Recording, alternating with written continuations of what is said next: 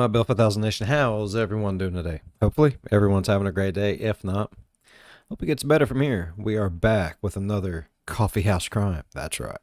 This one is titled The Twisted Case of Kyota Hattori. Kyota Hattori. I'm trying, people. I'm trying to get these. Yeah, my brain hurts. Let's go ahead and get today's story. Go ahead, turn them lights down low, put on something comfy, couple something special. Let's get disturbed. Yes, very disturbed. You get disturbed.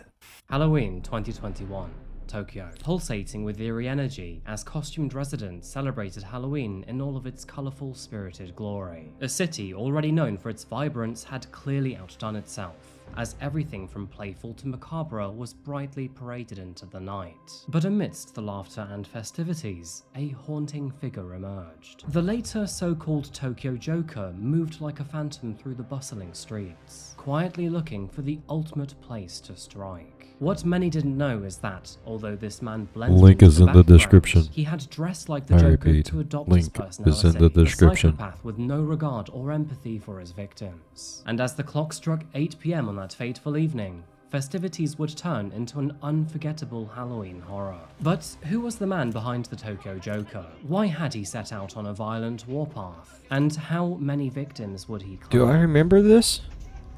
Welcome back to Coffeehouse Crime. Do I remember this from real life? I think I do remember this from real life.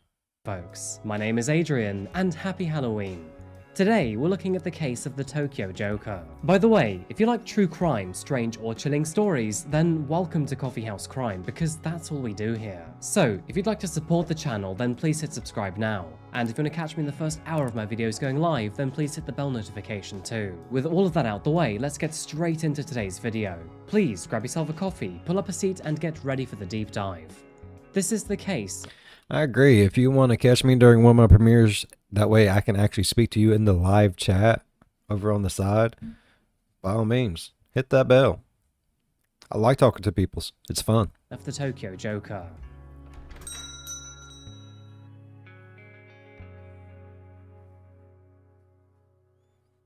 Welcome to Tokyo, Japan. Now, we've been here several times before already, and there's a very good reason for that. Japan is well known for its incredibly respectful and polite population, but when the going gets tough and true crime happens, every case seems to be a little batshit crazy. Our story today takes us to the heart of Japan, Tokyo. This megacity is home to more than 10% of Japan's population, with 38 million people residing within its own urban boundaries. Interesting fact here, but Tokyo is the world's largest city, and it holds this title by more than 5 million people, so I wouldn't expect that to change anytime soon, unless Delhi has something to say about that. As you can guess, this makes for an extremely dense population, with hundreds of skyscrapers filled to the brim with compact apartments to cater for this extremely high demand. With many people moving to the city for work and commuting into the central districts daily, the streets are often overcrowded. My and God. more notably, the trains. That's a lot of people, and although bruh. Tokyo has one of the most extensive and efficient metro systems in the world, they do still suffer from massive overcrowding during peak times. But hey, working for a Japanese business is a significant part of day-to-day life here, and furthermore, all Japanese people take it extremely seriously. People often work an ungodly number of hours into the night here to keep their boss happy, and this 60-hour-per-week work-life balance often leads to mental health issues that could lead to stroke, heart attack, and even taking your own life. In fact, this situation is so common that the Japanese have created a term for this cause of death, which is known as karoshi. That's not the only challenge that Japan's society recognizes either. They also have a vastly aging population, with far fewer babies born than in previous decades. I mean, just look at this population tree. Now, there are several contributing factors here. You see, the Japanese have always had a very traditional view of marriage, with the family wife staying at home to look after the children, while the husband goes on long days of work to support the family financially. But much like the rest of the world, culture in Japan is forever shifting, and women are becoming more career-driven, which is great, by the way, but it's causing some rather strange societal changes. Many young people are now opting to move into the cities, causing an accommodation crisis in urban areas. Meanwhile, rural areas are becoming ghost towns. There also seems to be a huge drop-off in pregnancies and childbirths, which is rather concerning. Strangely enough, when I traveled Because everyone over there is just so loyal to what they are. Like, if you're mother and a father, you're going to be like the shit at it. But there's a reason why businessmen always have like multiple families and shit, man. Their true love is their business, and I imagine it's the same way with the ladies over there. If their business, their company is their baby, they don't need nothing else. They're going to put all their time, effort, and everything into it. to Japan in 2019, I saw many stores that I thought were for babies. They had many things like prams, clothing and outfits, that sort of cute stuff. But after a closer look, I realized they were actually for dogs and puppies instead, which I thought was kind of strange. Now, you may be wondering why I'm rambling about Japan here, but I promise that both of these things are very important for today's case. Many of the cases that I cover from this country tend to stem from a lack of love, work, or fulfillment, often leaving people feeling like a failure. And while the main man of our story today did have a relatively happy life, all of that would suddenly fall apart, and he would react in the most horrific and deranged ways possible. October 31st, 2021. Halloween in Tokyo is a rather crazy affair, especially in central districts such as Shibuya and Shinjuku. Hordes of crowds gather in costume for a night of partying, drinks, and festivities, soaking in the festive atmosphere and the welcoming cool breeze after the summer. Now, Japanese culture typically is quite reserved, but if you ever find yourself in the bustling crowds of Shibuya on Halloween, you will quickly realize that there are exceptions. And with public drinking not illegal in Japan, things can get pretty rowdy here. When it comes to festivities, this nation does them exceptionally well, and Tokyo in particular is an incredible place to be over Halloween. I mean, just look at some of these costumes, for example. However, Halloween in Japan is not just an imitation of the American version. First of all, there is no trick-or-treating here, and secondly, as it's a new phenomenon, people don't really care about most of the traditions which are important elsewhere. From Ronald McDonald to murderous maids, demonic Pikachu to terrifying clowns. So trick-or-treating candy thing's the best part. That's pretty creepy. Tokyo has you covered. However, don't be fooled. Creepy costumes aren't the only thing you should be worried about.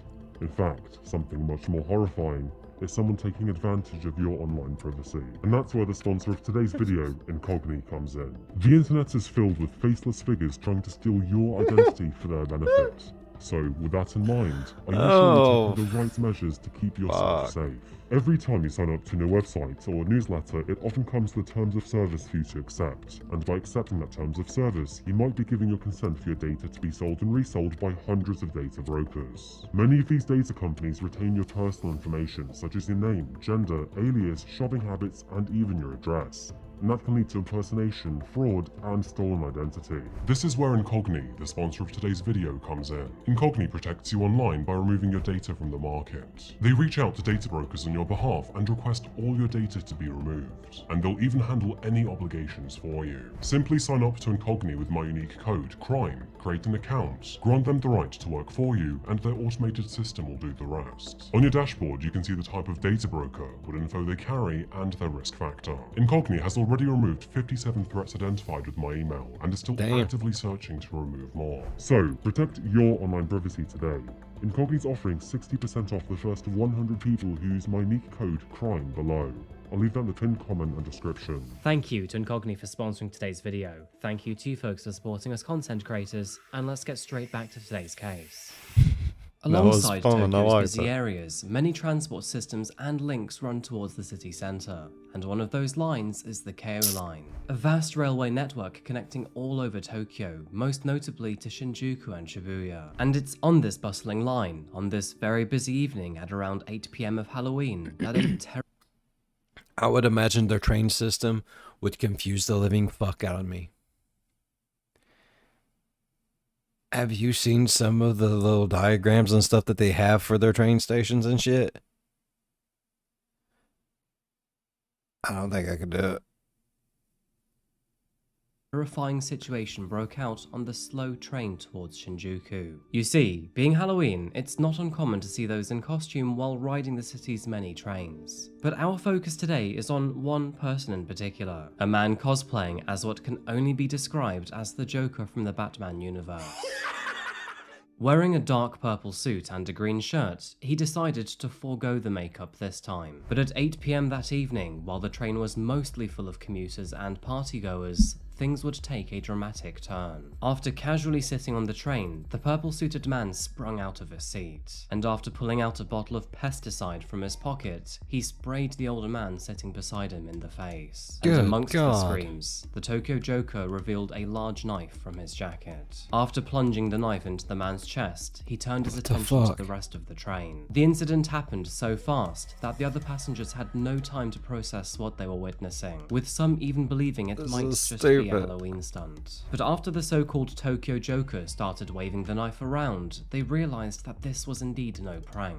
Passengers began to flee, but a few seconds later, the Joker sprinted along the train to the next car filled with passengers. Standing in front of his new audience, the man then took out a plastic bottle and began to pour liquid all over the carriage, with some getting on Is this passengers. actual video from And the it? smell of the fluid was immediately recognizable.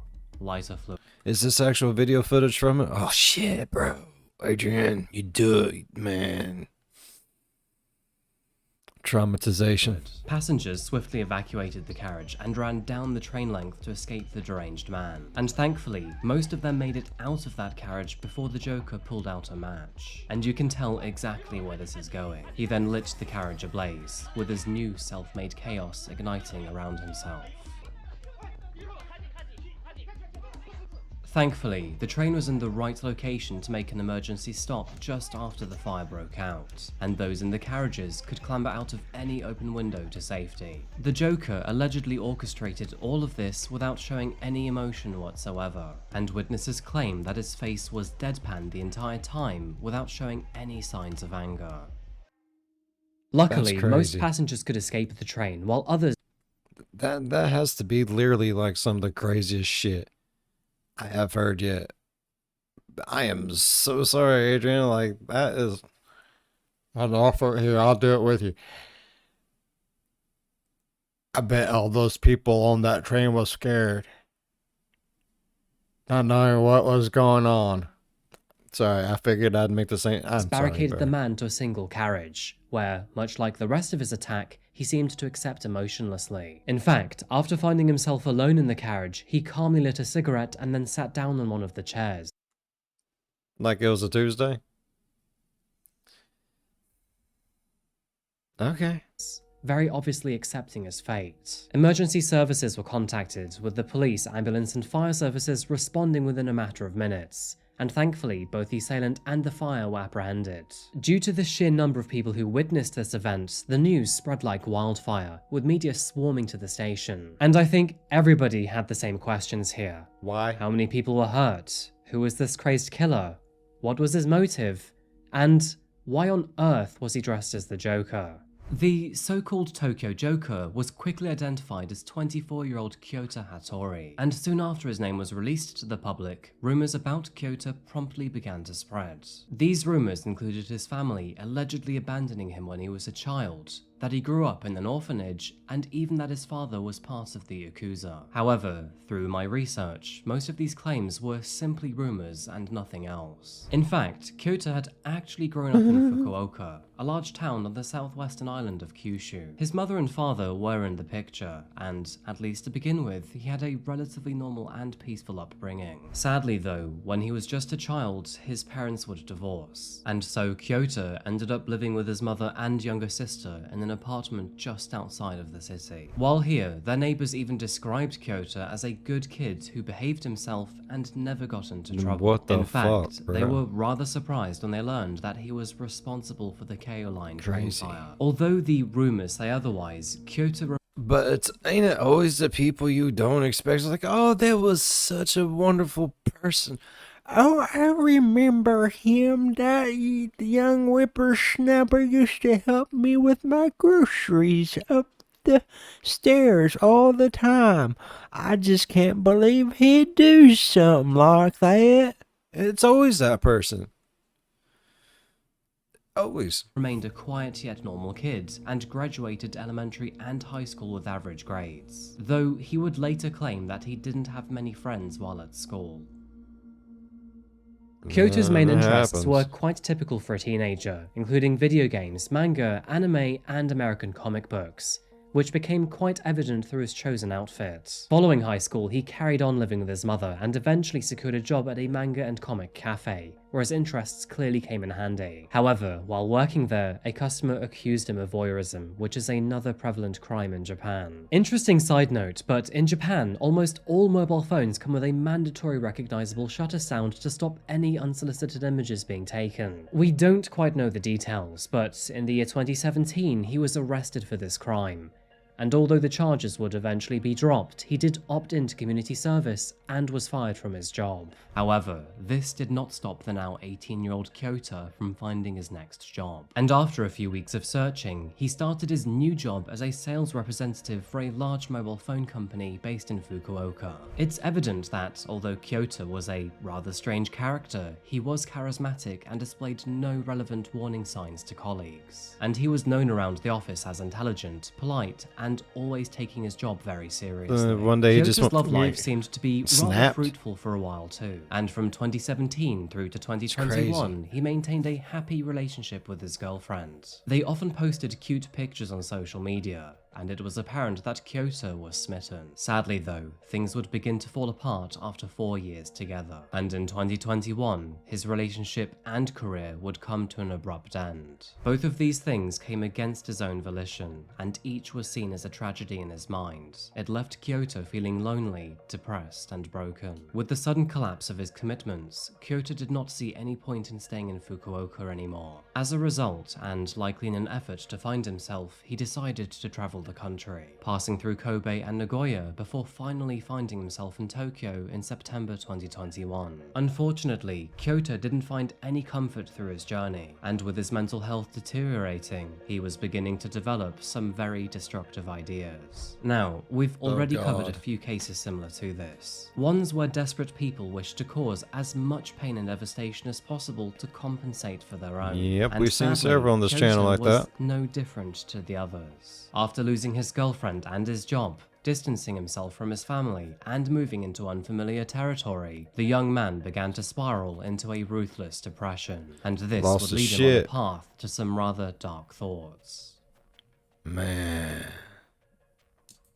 Needless to say, but anyone going through a difficult change will feel a range of emotions throughout their journey. Now, some of So he was just going through some shit and just kept going like deeper into some crazy ass cuckoo crazy pants shit, right? Man. I am way too go with the flowishy type of person, bro. I don't know. you will know about the 7 stages of grief, but this is better There's 7 stages of grief.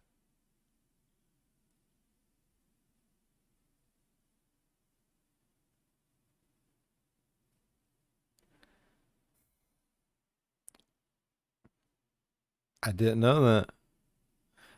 Crying, hungry. What else? What else is there? I have crying and hungry. After I meet, I'm usually good. I don't know why. technically known as the Kubler-Ross model. This model has helped me through some rather challenging moments in my past, I guess because it's offered some sort of explanation to my feelings. And personal opinion, but I think it's worth everyone knowing about this in case it helps you too. Kyota seemed to be flip-flopping through the 3 middle stages, including frustration, depression, and experimentation. For example, that experimentation was traveling around Japan. But sadly, it seems that eventually he got stuck on both frustration and depression. And so, after a month of loneliness in Tokyo, he slipped into a rather unhealthy habit of cheap hotels, chain smoking, and binge drinking. The depression continued, his dark thoughts escalated, and finally, Kyota decided that he wanted to end his life. But the way in which he wanted to die was rather strange. At 5 PM on Halloween 2021, Kyota left his hotel room and wandered the busy streets of Tokyo. He began by surveying the busy crowds and locations, looking for a suitable area to carry out his grievous plans. With a scramble crossing filled with crowds of people ready for a festive night, Shibuya seemed like the shamefully perfect place. A Russian tourist accidentally captured a It was like a symphony of people, just like. Then the cars, like it's like everything just parted ways perfectly. That's some crazy shit. What's with him? Like, what way was he wanting to die? Was it like death by like being like the Joker, death by cop? Take as many people with him as he can. I mean, what is it?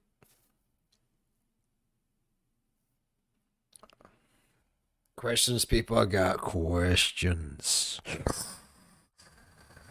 A still image of Kyota wandering the busy streets of Shibuya. The recording proves that, if he wanted to, he could have caused a severe amount of devastation here. But Kyota decided that this location would not work for him. He realized that the best place would be somewhere that people could not run, making a train the perfect location to be. And so, following his reconnaissance around Shibuya, Kyota returned to Shibuya Or a sub. You ever think like a sub tour? Station, boarded the Keio line, and headed towards Kokuryo Never mind, never mind, never mind, never mind, never mind, never mind. Station. And as we know, this is where he proceeded to carry out his deplorable attack. Once passengers had dispersed and he was left alone in the carriage, Kyota sat down, lit a cigarette, and waited for the authorities to apprehend him. These images showing his chilling calmness in front of a chaotic scene. Now, at first, it wasn't obvious how many people were injured or had perhaps fallen victim to Kyoto's actions. But thankfully, nobody Was he smoking a Virginia Slim? Virginia Slims. Man, childhood memories. Let me tell you, do not condone smoking, but childhood memories. He was actually killed in this attack. Thanks to a rapid response from the train driver, witnesses, police, and paramedics, Kyoto's window of opportunity was severely Or was it a shortened. And thankfully, his plans were so scattered and his fire-making skills were so shit to begin with that he was not much of an efficient killer. Now, there was one man with severe injuries, but he would eventually go on to make a full recovery. Otherwise, there were 17 people with minor injuries, and that was about it. After giving himself up, Kyota was surprisingly eager to talk to the police. He would go on to claim that his attack was inspired by one that happened only 1 month prior in Tokyo, which was conducted by Yosuke Tsushima on August 6, 2021. Thankfully though, no deaths occurred from that event either. Kyota would also claim that he was inspired by a scene from the Joker movie, further stating that he wanted to dress as the villain to commit to his role. He would also claim that he adored the Joker, which is kind of a red flag too. As for his motive, he happily told the authorities that he had grown depressed and enraged after hearing that his previous girlfriend had married someone else just 6 months after the breakup. And this, in addition to his employer letting him go, made him feel useless and filled with shame. Because, as we know, the Japanese... I would be pretty butthurt too, but I don't think I would want to kill everyone because of it. I mean, shit happens.